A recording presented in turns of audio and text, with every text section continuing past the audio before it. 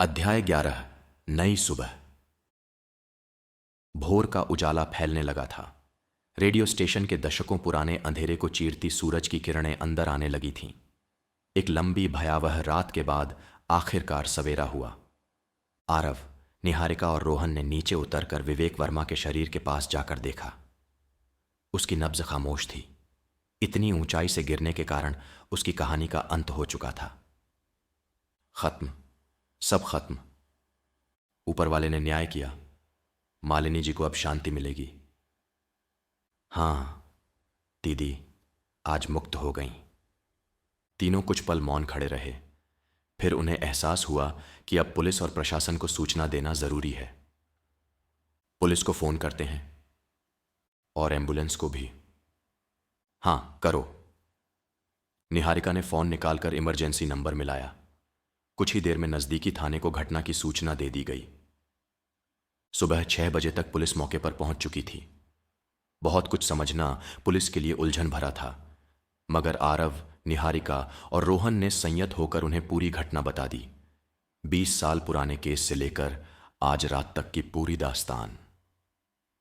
शुरुआत में पुलिस अधिकारियों को यकीन नहीं हुआ कि भूत की मदद से यह रहस्य खुला, पर मालिनी की डायरी, रिकॉर्ड किया गया टेप और खुद विवेक वर्मा के हथियार समेत मिलने ने तस्वीर स्पष्ट कर दी।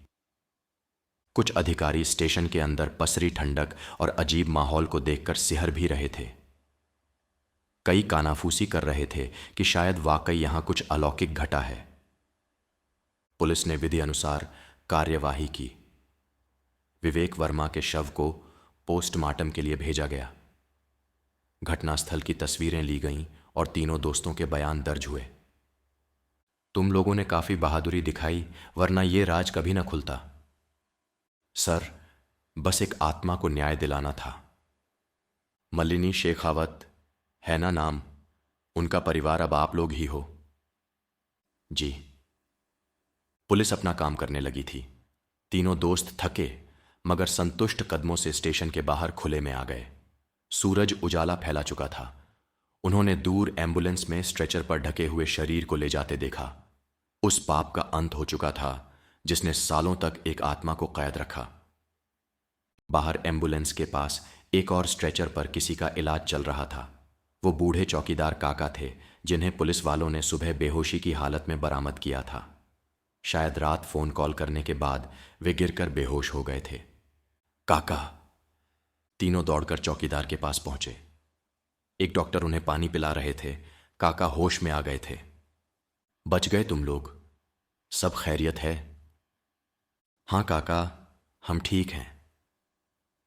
आपकी काफी चोट आई है, पर आप भी ठीक हो जाएंगे। मालिनी मैडम? उन्हें न्याय मिल गया काका। अब उनकी आत्मा को शांति है। हे भगवान, तेरा लाख लाख शुक्र। चौकीदार को एम्बुलेंस से अस्पताल ले जाया गया। उधर अखबारों और न्यूज चैनलों को सनसनीखेज खबर मिल चुकी थी।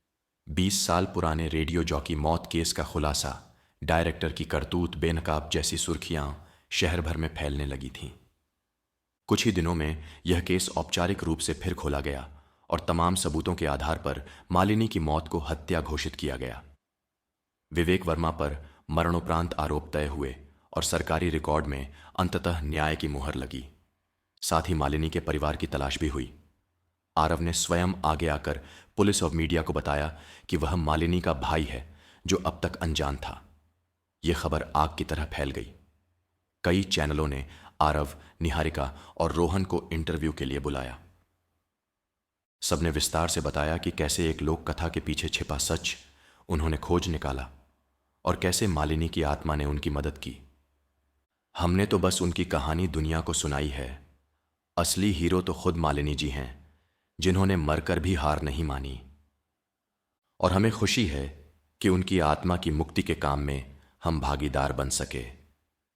शहर भर में मालिनी की कहानी चर्चा का विषय बन गई। सालों बाद लोगों को पता चला कि वो एक सच्ची कलाकार और बहादुर औरत थीं, जिन्हें जिंदगी ने अन्यायपूर्ण ढंग से छीना था। रेडियो स्टेशन जो भुतहा और बदनाम था, अब शहरवासी उसे सम्मान से देखने लगे। स्थानीय प्रशासन ने घोषणा की कि स्टेशन को पुनर्निर्मित करके फिर चालू किया जाएगा और उसे मालिनी शेखावत के नाम समर्पित किया जाएगा। इस घोषणा के दिन आरव, निहारिका, रोहन और चौकीदार काका विशेष तौर पर आमंत्रित थे। स्टेशन के बाहर एक संगमरमर पट्टिका लगाई गई जिस पर लिखा था, मालिनी शेखावत स्मृति रेडियो केंद्र। मैडम का सपना पूरा हुआ बेटा। आज वो जहां भी होंगी खुश होंगी। हाँ काका, वो यहीं हैं, हमारे आसपास। आरव ने आसमान की ओर देखते हुए मन ही मन अपनी दीदी को धन्यवाद दिया। उसे लगा जैसे आसमान में सूरज जरा और तेज चमका, मानो आशीर्वाद दे रहा हो।